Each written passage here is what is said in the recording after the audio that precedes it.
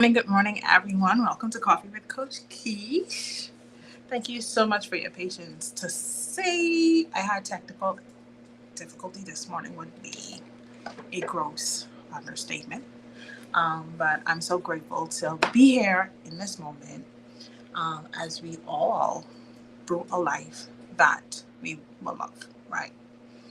And if you are new here, if this is your first time ever being on a stream with me, if you're one of my regulars, my people, my girls, whether you are a heartstring, you are in Holy Spirit Heal Her, wherever it is that we first connected, absolutely welcome back to me and to you. Go ahead, say good morning in the comments because you know we're behaving me of manners and courtesy and all of that. All right, so good morning, everyone. I'm going to give it a minute or two for everyone just to get the notification that I'm live. And in the meantime, let's get our greetings out the way. I'm looking forward to this conversation today because anybody that knows me knows that when it comes to identity, baby, when it comes to sharing on us being who it is that God has called us to be. That's my sweet spot. That's my thing. These the kind of things that I'm into, right? And so I'm going to spill the beans today on what it is that I believe is going to help us to get to the next level. I hope you have your beverage in hand. All right, cheers to us. I hope you came prepared. I hope you came with your heart open to receive what it is that we'll be talking about today. I want you to feel free to share any feedback you have in the comments. I will get to it um, as soon as I can. And I'm really looking forward to our conversation and all the things that we're going to share today. And so this would be the first live stream of Coffee with Coach Keish. The first live stream I've done in quite a while, actually. It's been a minute. Life has been life and things have been happening, but God has been good. God has been good through it all. And that is one thing I can say has been consistent because really nothing else has. Life has been changing. My seasons have shifted. I'm not in the same place I was a year ago. I'm not in the same place I was a week ago, to be honest.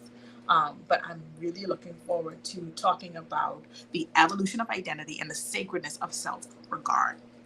Um, and the thing that I believe always trips us out about identity is because we don't recognize how much of that is environmental.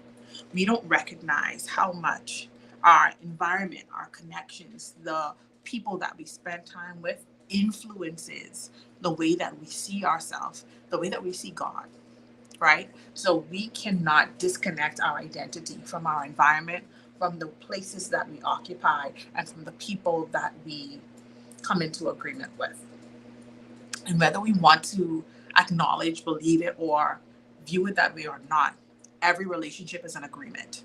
Every relationship that we're in is an agreement with who that person is, how that person operates. And so we have to be very, very, very, very, very selective about who we're spending time with. In the same way that the Bible tells us that iron sharpens iron, it also tells us that bad company does what? Corrupts. And so I believe wholeheartedly that community is a big part of the healing process, but I also believe that community is a big part of formulating a strong identity because you're going to begin to shift the way that you build community once you see yourself differently, once you understand who it is that God has created you to be. I promise you, there are certain people that you just will not give access to you, and there are certain ways that you just will not show up in community. Because when you see yourself as valuable and you understand who it is that God has called you to be, not only do you show up differently in community, but community shows up differently around you. Okay? So, but before we get too much into community, I really want us to talk about identity, right? If you're on, feel free to drop what you think identity is in the comments. When you hear the word identity, what are some of the things that come to mind? What are some of the ways that you've learned to identify yourself? What are some of the labels, I guess, that we use? I know most commonly when we speak about identity, right? In corporate spaces, we think about our title. We think about the qualifications, the things that we do well. We think about the positions that we hold. Those are the ways that we kind of qualify our identity in that space. When it comes into spiritual practices in the church, we often identify ourselves by our gifting. I'm a prophet, I'm an apostle, I'm a pastor, I have the gift of discerning of spirits. So we identify ourselves by what we produce. Again, even in a spiritual space. When it comes to family, right, we identify ourselves by who we're connected to. And all of these aspects of who we are, all of these different ways that we occupy space in the world, they do, right, hold some weight when it comes to the formulation of our identity. But the thing that needs to be at the forefront of our minds when we're thinking about identity is that it's non negotiable. Who you are is non negotiable. There is an evolution that I believe happens as we begin to get closer into alignment with who it is that God originally intended us to be. But I do not believe that changing positions or going into a different um, economic reality will change who you are at a core level. It may change your behaviors, it may change some of the ways that you show up, it may change some of the ways you dress, but your identity, who you are at your core, that that kind of remains consistent regardless of which space you're occupying. And so when we think about identity, it's not necessarily about the things that shift around us. It's about who we are as those things are shifting. All right? It's about the beliefs that we hold no matter what season that we're in. It's about the content of our character, no matter what room we're in. Because I promise you that every space that you occupy is not going to get the same version of you. But that doesn't mean your identity is changing. That means that you're acclimating to the environment that you're in. When we think about identity, I want you to think less about labels, more about content, more about the weight of who you are, more about the essence of who you are. I want you to think about how sacred it is to regard yourself in the way that heaven does. I want you to think of how important that work is because so many of us are working to, we want to do, we want to become, we want to earn. And there is this outward motion, right, toward getting what we think we need to be something of value.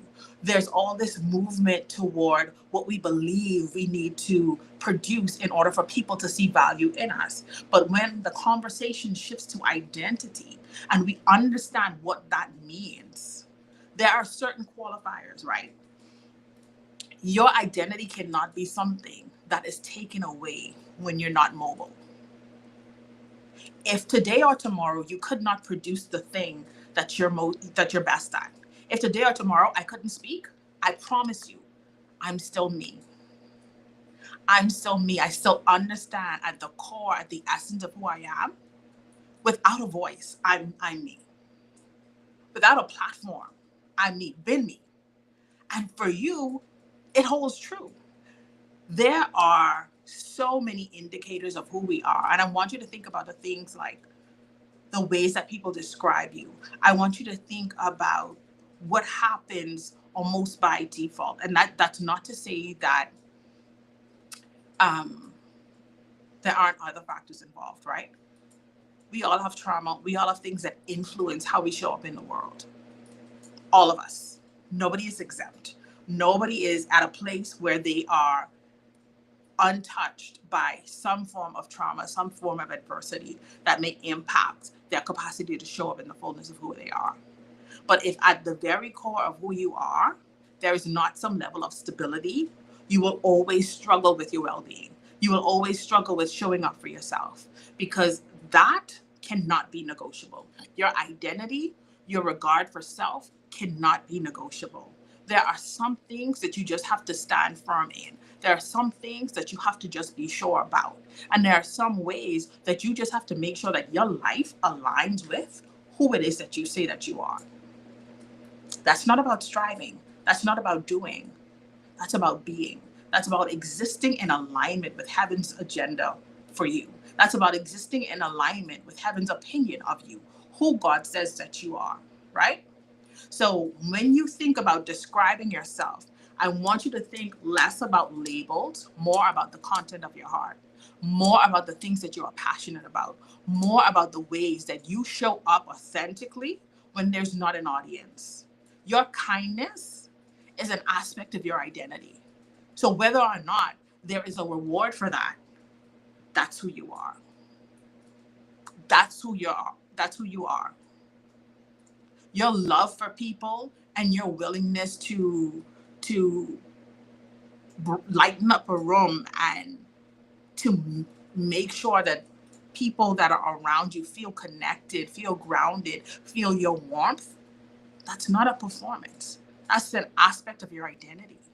And you get to embrace that and you get to celebrate that. When you think about your proclivity for honesty, right? There are some of us that you just want the truth. You want to understand what the truth is, and you want that to be the thing that's at the forefront of the conversation or of the exchange that you're having with other people.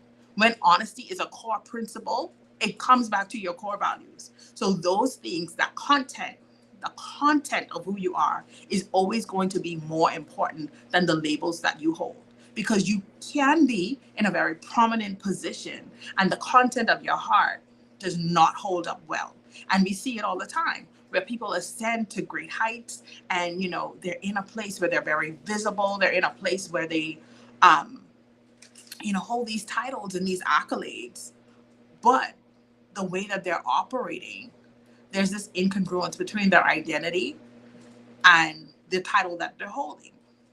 The thing that I want for us, those of us that have decided that we're not going to do anything other than live an authentic life, those of us that have decided that authenticity is a non-negotiable aspect of our identity, those of us that have decided that no matter what happens around me, what happens in me has to come in alignment with what heaven says, those of us that are grounded in a level of truth, in a level of passion, a level of consistency, in a way that aligns with who we know ourselves to be, there are certain things that we just cannot do. There's certain behaviors that you just can't engage in. And I can tell you now that one of the ways to tell if you're being your authentic self is when there is friction. There's always going to be a level of contention between who you are and how the world sees you when you're showing up as your authentic self, because the world doesn't have to come into agreement with your opinion of yourself. And so there is always going to be a level of friction between, okay, this is who I am, this is how I show up, this is how the world sees me.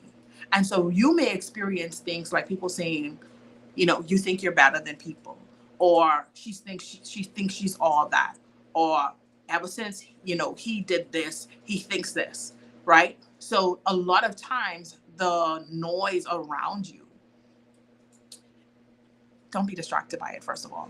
But the noise around you, the things that people say, the way that people respond to your authentic self, you're going to have to learn to embrace that, because it just comes with the territory, right? That's not to say that we are being intentionally belligerent. That's not to say that we're ever going into a space because we want to cause commotion.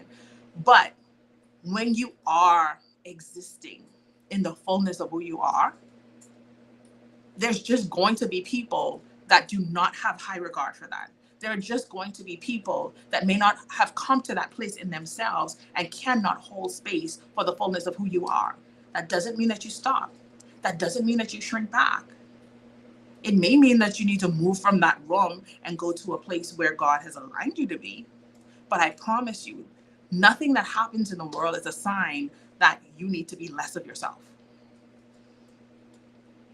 It's never a sign. That's never the thing that you need to do. That's never the response that you need to have to adversity. The response to adversity never needs to be that you are less of yourself. And when we think of what self-regard means, who I believe that I am, how I honor myself, how I show up in the world, who I believe it is that the world needs. Because when God created us, we were an answer to a problem that the earth had. And so each one of us is a solution when we decide to be. Because the truth of the matter is that yes, absolutely, your identity is non-negotiable, but showing up, it is. And you get to decide whether or not you're going to show up as your authentic self, or if you're going to dim your light so that other people are not uncomfortable or displeased with you. And depending on your background and your upbringing, you may be more prone to those behaviors, to people pleasing, to shrinking back, because that has always meant safety for you. Because being less has been the thing that has kept you safe. But if you're going to live a life that is impactful, a life that shifts narratives, a life that breaks glass ceilings, a life that moves the needle forward on the progress that the world needs to see, you can't be less. You have to fully stand in your authority, in who it is that you're destined to be. You have to be all in. You have to be all in.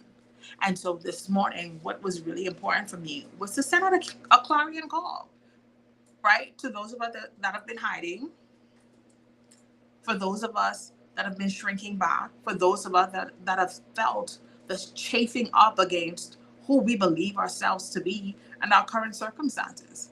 Because, baby, sometimes the way life is looking does not make sense with who it is that God called you to be.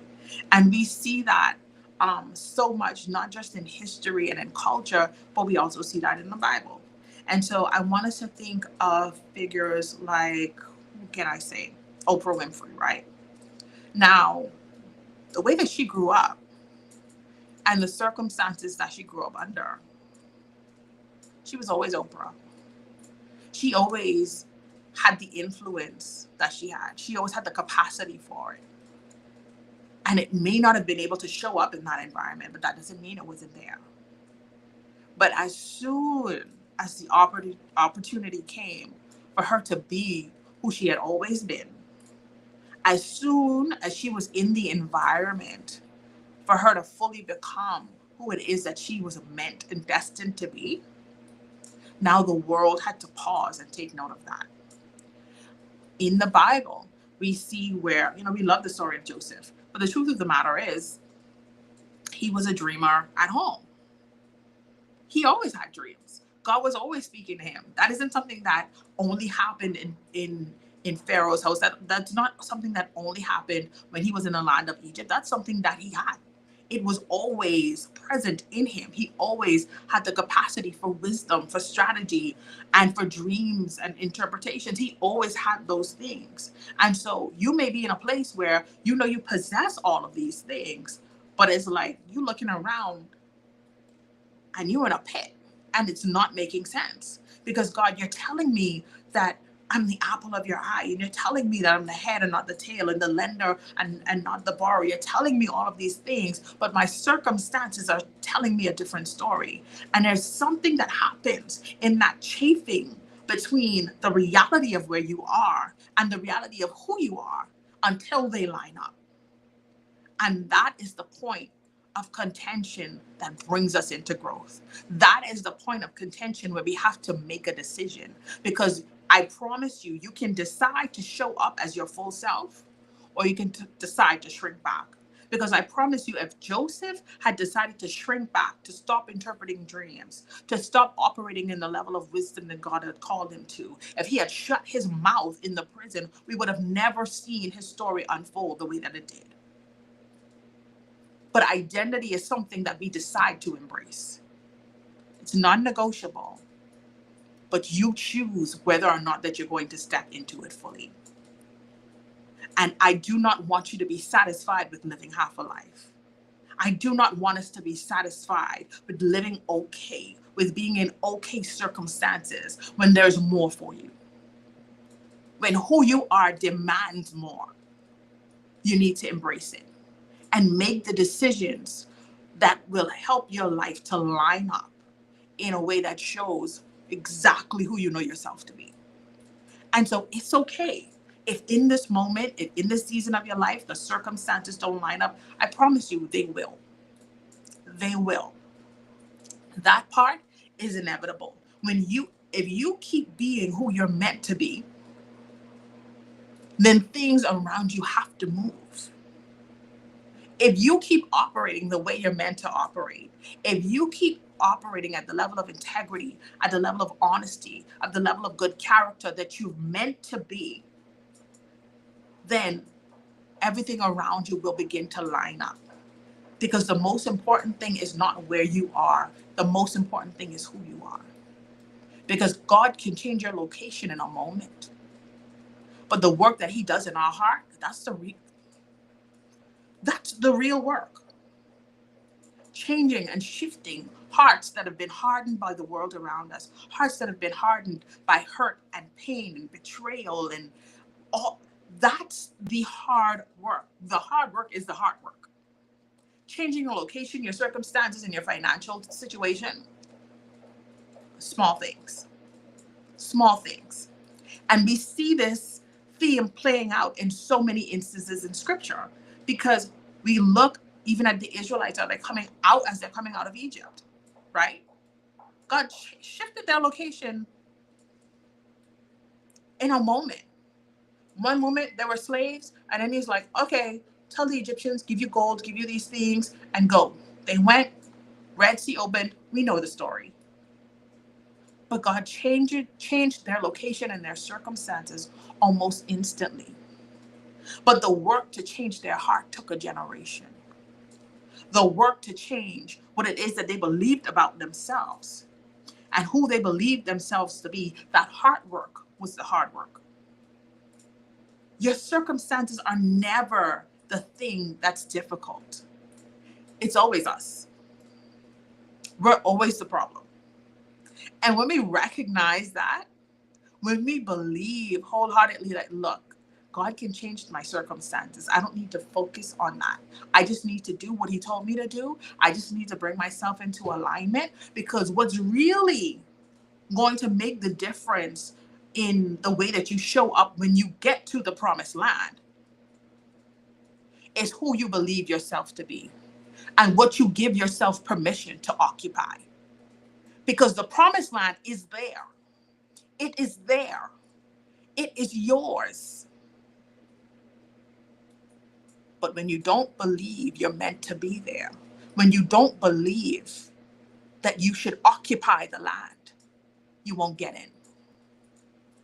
And so it's not a matter of God changing your location. It's not a matter of God moving you to where you need to be.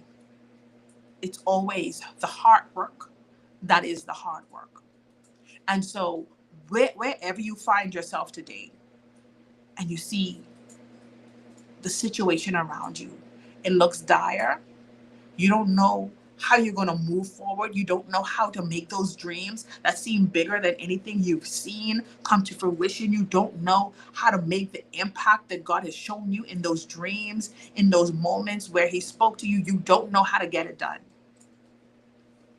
I'm here to tell you that the answer is alignment. And that alignment begins in identity. It believes in you having a level of regard for yourself where you see yourself as sacred, where you see yourself the way He does, where you see yourself as someone that is meant to occupy the spaces that He's called you to. Because there is nothing humble about pretending that God did not put His hand on you. There is nothing humble about pretending that you are not gifted, that you are not talented, that you are not powerful, that you are not who it is that God says that you are. There is nothing humble about coming out of agreement with God's idea of you because you think that your low opinion of yourself is more accurate than who it is that God says you are. That is not humility. It is deception. When you believe yourself to be lower, less, that is not humility. And so I want all of us to elevate our sense of self to a place where it is sacred. where we don't negotiate our identity, where we're not fabricating, we're not creating new narratives when God already set the standard for us. Because sometimes the standard just don't feel good. Sometimes, God, I really just don't want to do what you're telling me to do. Sometimes I don't want to operate the way that you're telling me to operate.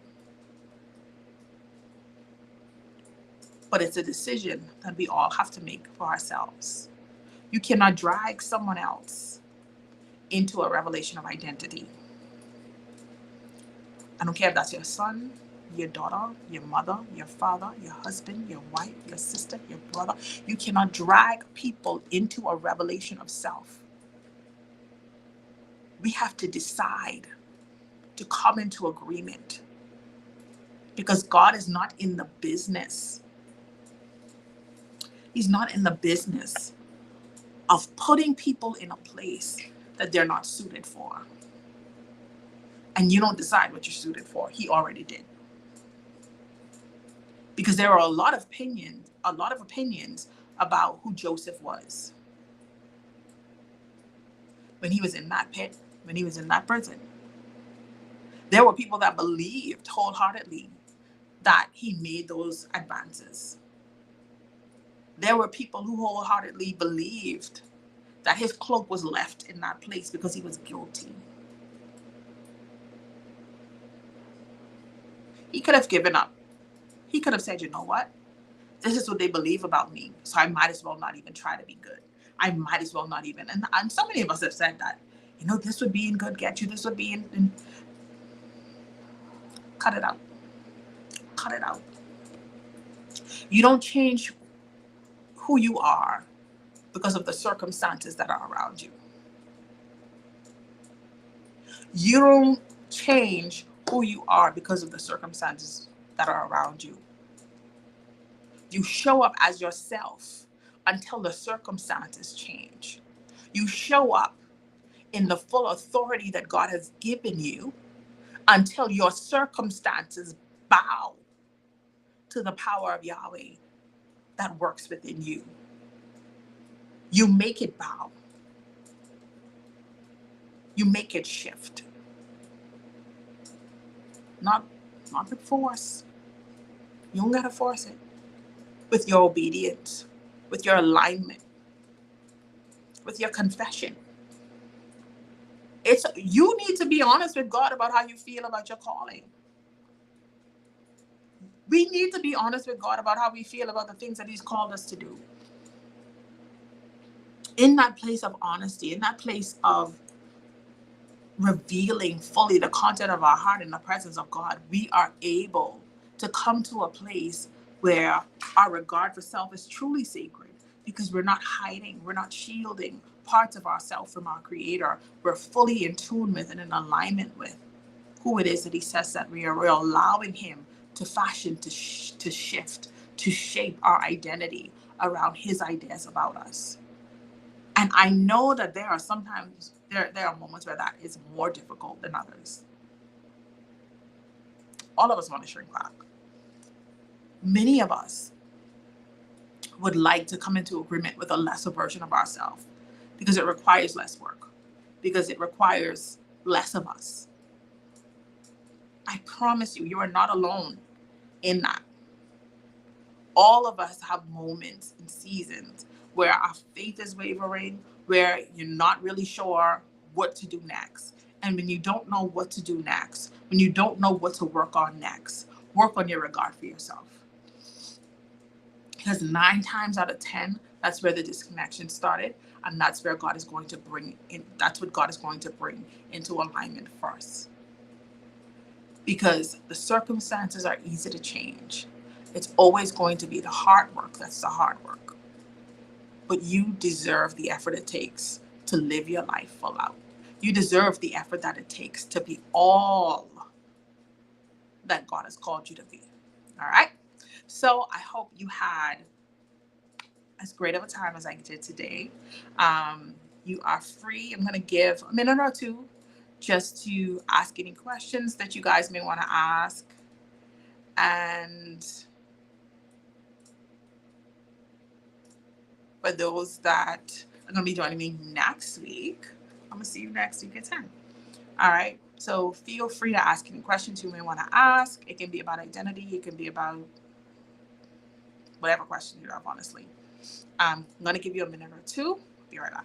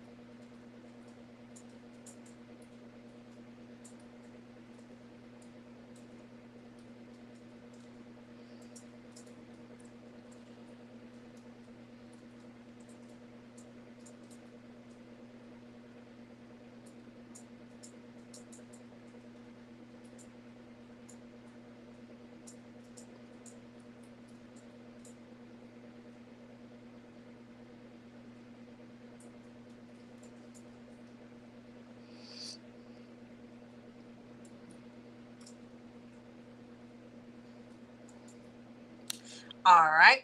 Oh, thank you so much.